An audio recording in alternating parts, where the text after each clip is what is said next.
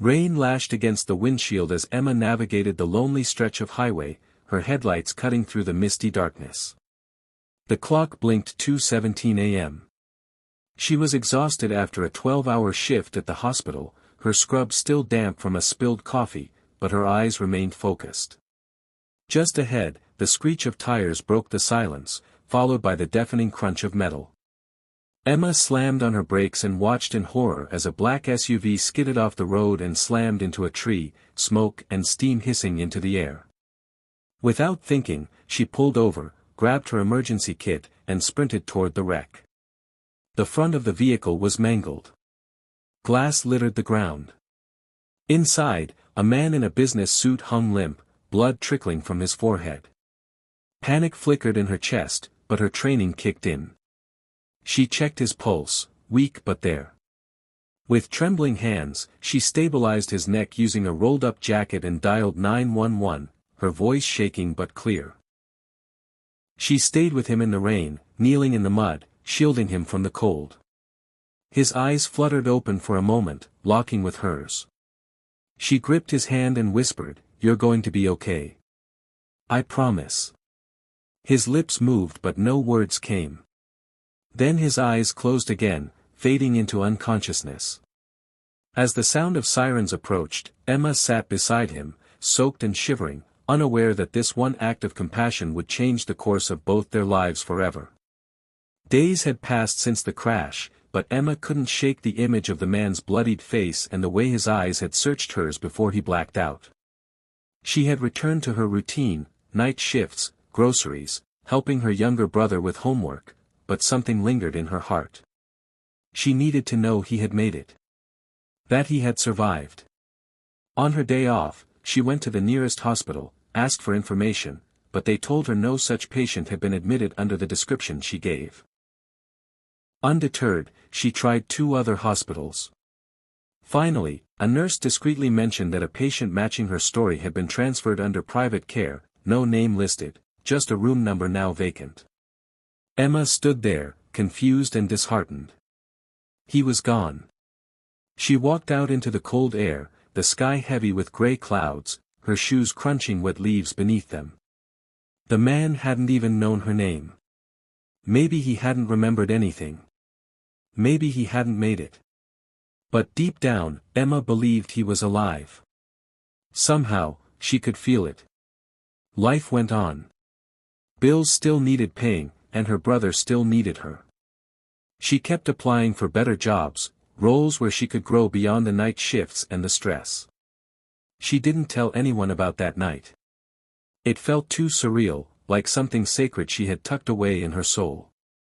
What she didn't know was that far away, the man she had saved was looking for her too.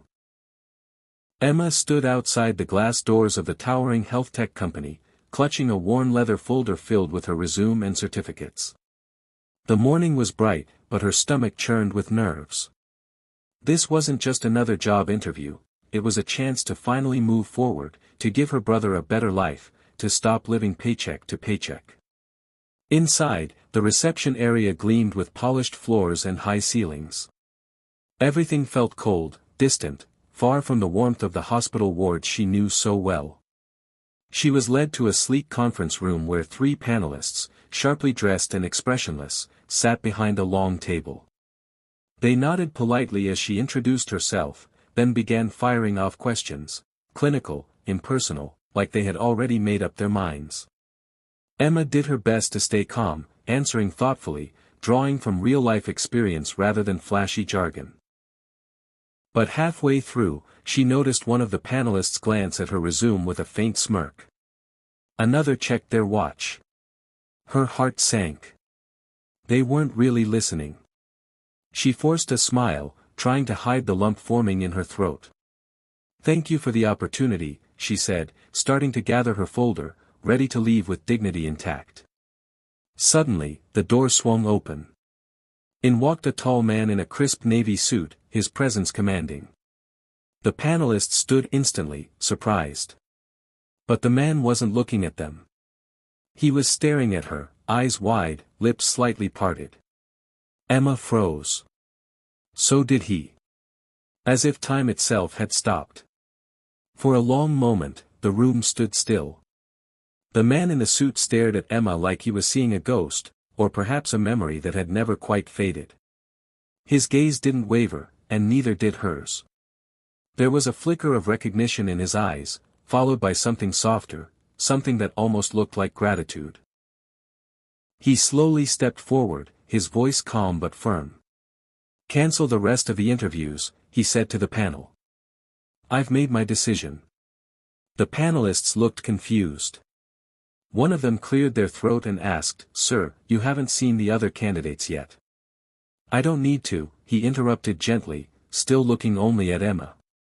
She blinked, heart racing, trying to process what was happening. Was this really the same man? His face was familiar now, clean-shaven, no bruises, confident and composed. But those eyes, they were the same. He turned to her and smiled, the kind that carries weight. "I don't know if you remember me, but I remember you. Months ago, I was in a car accident. I was barely holding on. And someone brave and selfless, held my hand and told me I'd be okay." Emma's lips parted slightly. Her breath caught. He continued, his voice quieter now. "That someone, was you." She couldn't speak. Emotion welled up in her chest. "You saved my life," he said, stepping closer. "Now, let me help change yours." In that moment, the job interview was no longer about qualifications or titles, it was about fate finally coming full circle. Weeks had passed since that unforgettable day in the interview room, but for Emma, everything felt like a new beginning. She now walked through the halls of the health tech company not as a hopeful applicant, but as a valued team member, handpicked by the CEO himself, Daniel Carter. Her official title was Community Medical Outreach Consultant, but in truth, her role was bigger than any title. She was shaping real change. Daniel hadn't just offered her a job, he had offered her a purpose. Emma was now leading a project focused on improving emergency medical response in underserved communities. Her own experiences, on the roadside that rainy night, in the hospital trenches, as a caregiver to her brother, became the foundation for innovation. People listened to her. Her voice mattered. One afternoon, Daniel invited her to the rooftop garden above the office.